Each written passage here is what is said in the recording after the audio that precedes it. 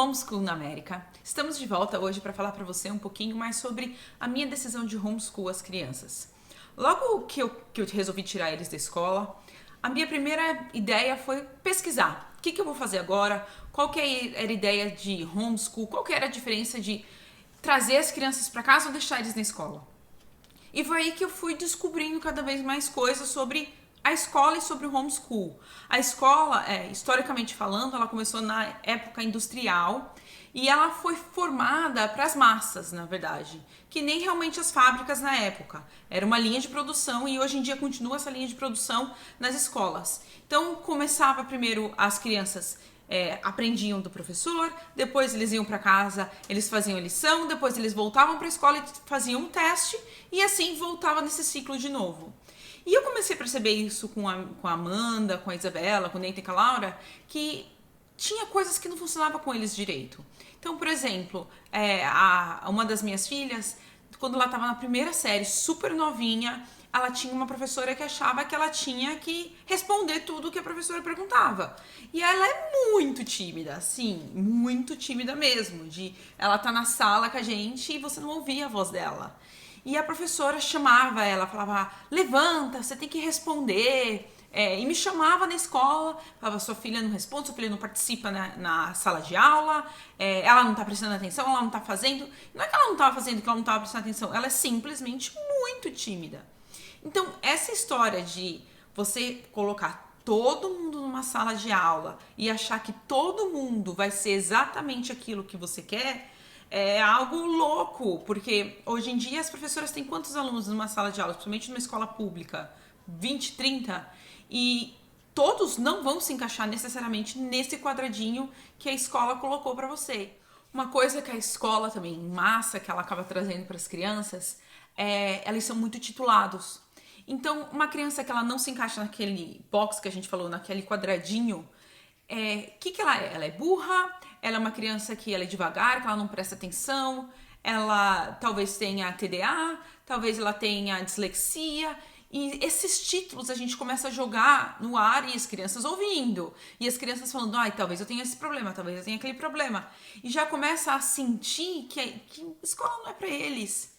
Então eu acho que não existe criança burra. Existe sim dificuldades de aprendizado com muitos delas, mas trazendo eles para casa, trazendo eles para o homeschool, você consegue trabalhar isso muito mais um a um com eles. Até no sentido de ter eles, dar atenção individual para eles que numa escola eles não teriam.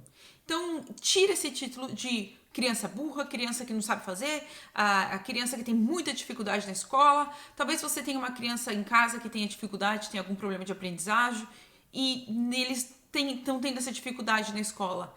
Então, talvez o homeschool seja um lugar para vocês olharem e verem que existe muito mais do que a escola tradicional. Eu sei que praticamente todos nós crescemos com essa ideia de que a gente cresce, a gente vai para a escola, a gente aprende na escola, a gente volta para casa, faz a lição em casa e um dia vai numa faculdade para aprender uma carreira. Mas e se a gente fizesse ao contrário, aprendesse em casa e um dia fosse mais para frente e aprender numa faculdade e ter uma carreira? Esse aprender em casa é muito maior do que aquilo que a gente está acostumado quando a gente era criança, de ir para a escola e só aprender lá. Então, com isso, eu fui descobrindo cada vez mais que o homeschool era dar essa oportunidade para o seu filho, era dar para ele a atenção individual, descobrir com cada um deles o que eles gostam mesmo. Eu falo muito com meu marido sobre isso, de que eu não sabia o que eram os meus filhos até eu tirar eles da escola e realmente sentar com eles e fazer a escola de A a Z.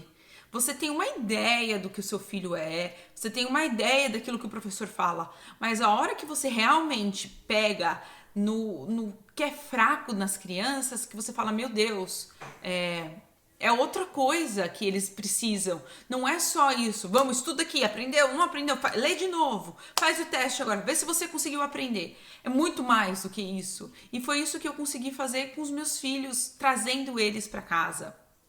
Hoje em dia, o que eu tento focar neles? Focar no que eles gostam.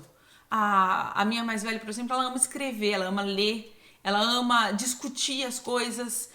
Então, ela eu consigo trabalhar mais isso com ela para ela poder realmente aflorar o que ela tem e focar nisso, e não focar naquilo que ela não gosta. Ela não gosta muito de matemática. Então eu não preciso fazer com que ela seja 100% na matemática, quando eu posso focar naquilo que ela gosta, pegar livros sobre aquilo que ela gosta e fazer ela realmente se especializar naquilo que ela gosta, para ela seguir já uma carreira naquilo que ela tem uma aptidão maior do que com qualquer outra coisa. Então, é isso. Espero que vocês tenham gostado.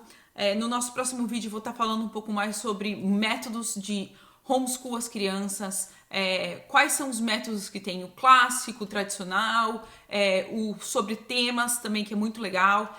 E falando um pouco mais para vocês como que vocês podem estar começando isso com vocês. Talvez aí no Brasil, talvez você esteja aqui nos Estados Unidos, não sabe por onde começar.